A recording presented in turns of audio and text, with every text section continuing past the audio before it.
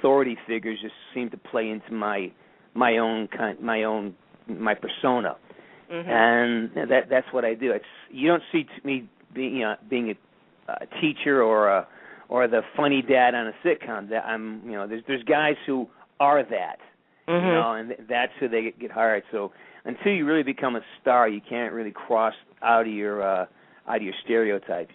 And it's a blessing to have one. It's to be specific. It means you get to work, and so being the Woods character that's my bread and butter. That's my wheelhouse character, and it keeps me employed. So I'm glad he's around.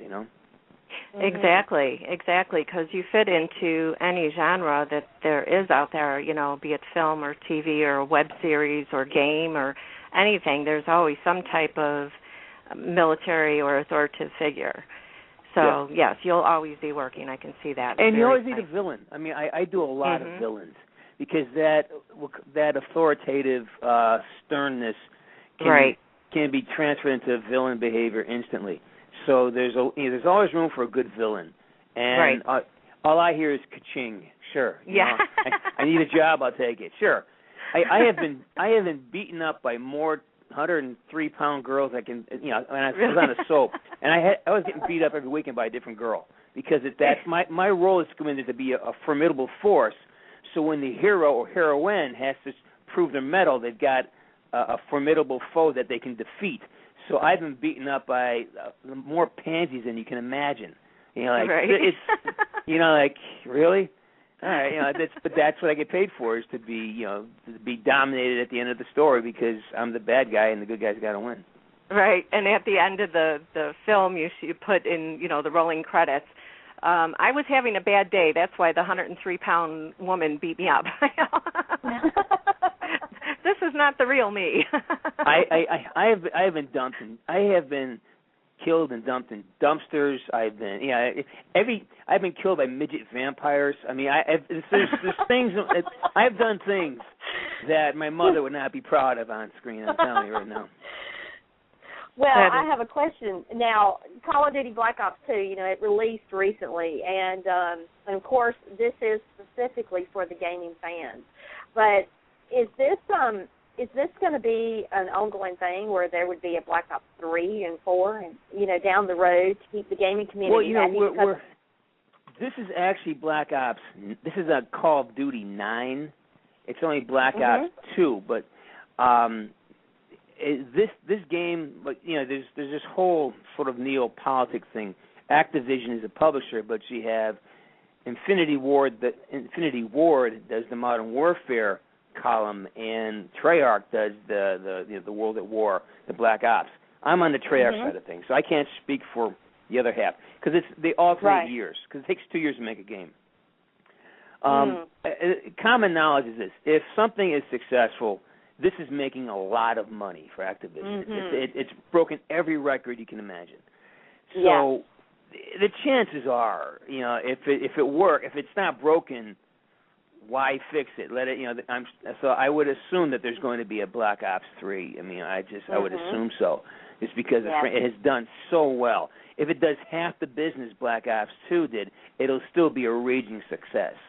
So I'm pretty sure that they're and again, I'll know more in 2 or 3 months. If the phone rings and Dave Anthony's on there and he wants to set a meeting up, I know something's going to happen.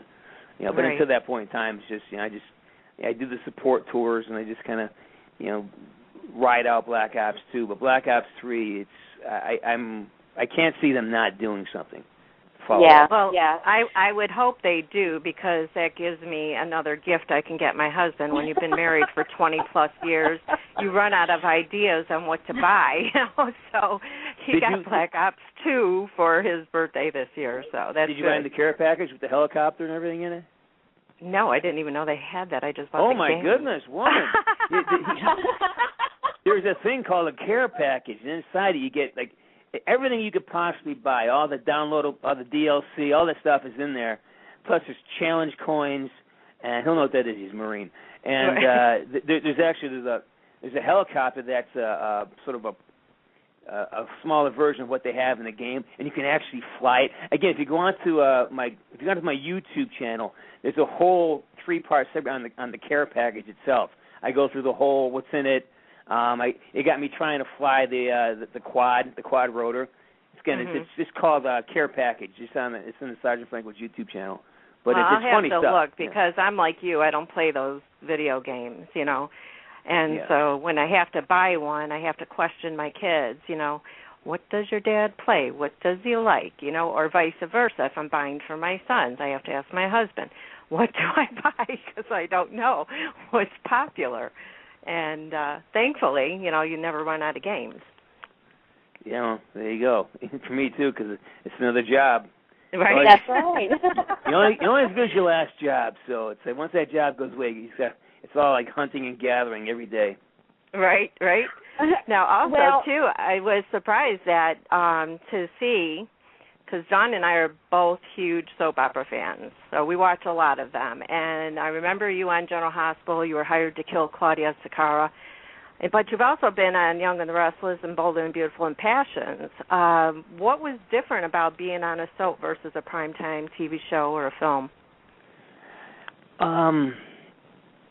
Well, mostly with soaps, they do so many pages in a day. It's kind of like this. On a film, if on a big budget film, if you shoot 1 page a day, that's normal.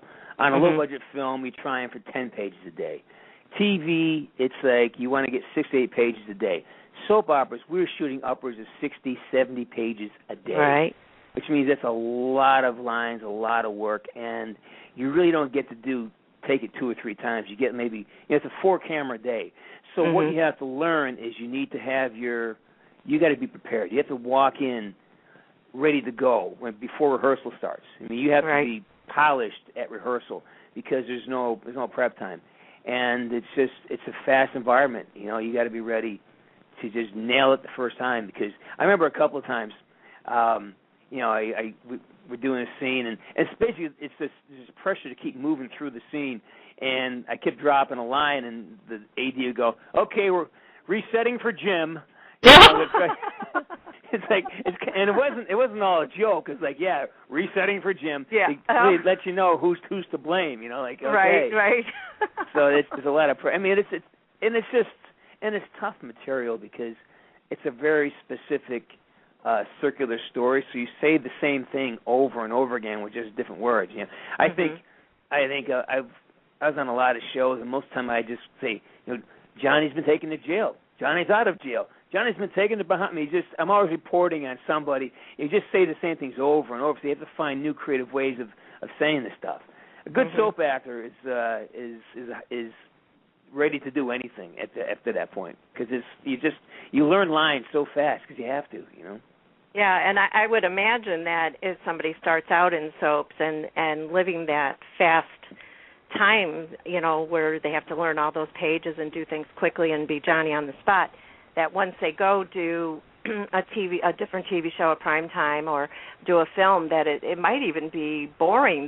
They have to be sitting there going, "Oh, come on, this can't be taking this long," Well, if you're good enough to be on a show, you rarely get bored. I mean, it's rarefied air. I mean, there's a lot of actors out there. There's a lot of talented people out there, and there aren't too many actors I know that take things for granted or let things, unless you're really, really spoiled, and there aren't too many of those.